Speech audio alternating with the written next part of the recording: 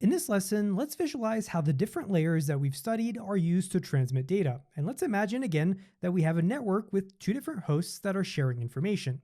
And as explained before, the application layer directly receives input from the user. That application layer then takes this input and adds application layer headers. This is then passed down to the presentation layer.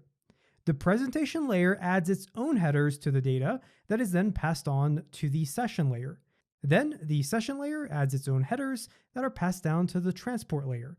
The transport layer, yes, adds its own headers that are passed on to the network layer.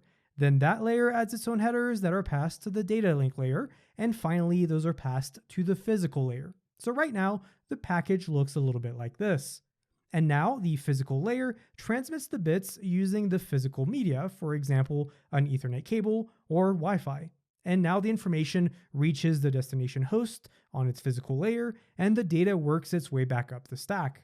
And this means that the physical layer on the destination host reads the respective headers, which are then removed, and the data is sent up to the next layer. The data link layer reads its respective headers, removes them, and sends it up. And this continues until the data reaches the application layer on the destination, displaying the information to that other end user. And as an example, for the TCP/IP model encapsulation, when visiting a website, it would look a little bit like this.